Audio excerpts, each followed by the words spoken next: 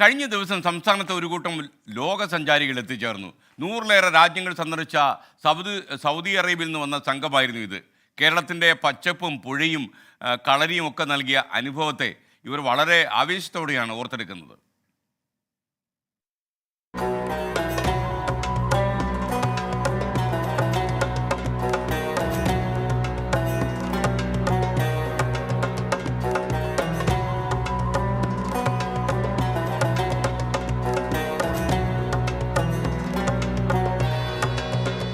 സൗദിയുടെ മണലാരണ്യത്തിൽ നിന്നും പച്ചപ്പ് തേടി കേരളത്തിന്റെ സൗന്ദര്യം ആസ്വദിക്കാനെത്തിയ ലോകസഞ്ചാരികളാണിവർ.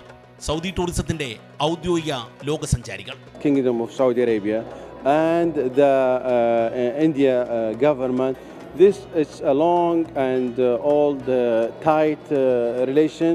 കേരളത്തിന് അറബ് രാജ്യവുമായുള്ള പഴയ സൗഹൃദത്തിന്റെ തുടർച്ചയായുള്ള സാംസ്കാരിക കൈമാറ്റത്തിന്റെ ഭാഗമായാണ് ഇവരുടെ ഇന്ത്യൻ പര്യടനം.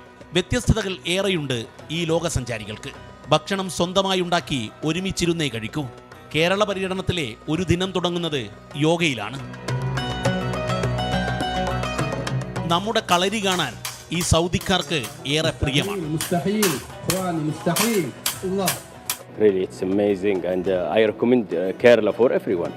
ഇത് മദീനയിൽ നിന്നുള്ള ലോകസഞ്ചാരി ആതിബ് മദീന. 162 രാജ്യങ്ങൾ സഞ്ചരിച്ച ശേഷമാണ് ഇന്ത്യയിലേക്ക് എത്തുന്നത്. ذهبنا إلى ويناد منطقة الجبلية فيها هايكنج جميل.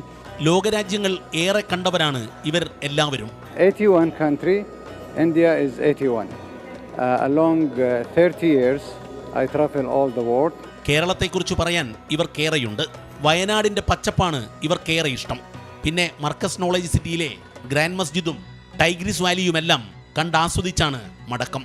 ഡൽഹിയിൽ പോയി തങ്ങളുടെ അംബാസഡറെ കണ്ടാണ് സൗദിയിലേക്കുള്ള മടക്കയാത്ര. ഇബിൻ ബത്തൂത്ത പറഞ്ഞതുപോലെ ഇവർ യാത്രയിലൂടെ ലോകത്തെ പഠിക്കുകയാണ്. ഒപ്പം 2 സൗഹൃദ രാജ്യങ്ങളുടെ സാംസ്കാരിക വിനിമയം കൂടി യാഥാർത്ഥ്യമാക്കുകയാണ് ഇവർ. അറബ് നാടുകളുമായുള്ള നമ്മുടെ കേരളത്തിന്റെ ബന്ധം ചിരപുരാതനമാണ്. എന്നാൽ ഇന്നും നിത്യനൂതനമായി അത് തുടരുന്നു ഊഷ്മളമായി. അതിന് തെളിവാണ് ലോകസഞ്ചാരികളായ ഒരു കൂട്ടം അറബ് നാട്ടുകാർ കേരളത്തിലെത്തിയത്. കേരളത്തെ കണ്ടാസ്വദിച്ച് അവർ പറയുന്നു, ലോകം കേരളത്തിലേക്ക് വരണമെന്ന്. ക്യാമറാമാൻ പ്രജ്വൽ സുരേഷിനൊപ്പം ദീപക് ധർമ്മടം, 24. അഭിപ്രായം രൂപീകരിക്കാൻ കഴിയുന്ന ഒരുപാട് ആളുകൾ വിദേശത്ത് നമ്മുടെ നാട്ടിലേക്ക് വരട്ടെ. കാര്യം ടൂറിസത്തിൻ്റെ പൊട്ടൻഷ്യലാണ് നമ്മൾ പരമാവധി ഉപയോഗപ്പെടുത്തേണ്ടത്. വിദേശ ആളുകളൊക്കെ വന്നാലേ, നമ്മുടെ ഡൊമസ്റ്റിക് ടൂറിസ്റ്റിനേക്കാളും ഫോറിൻ ടൂറിസ്റ്റുകൾ വന്നാലേ നമുക്ക് അത്യാവശ്യം പണമൊക്കെ കിട്ടുക, നമ്മുടെ ഖജനാവൊന്ന് കരുത്താർജിക്കുക.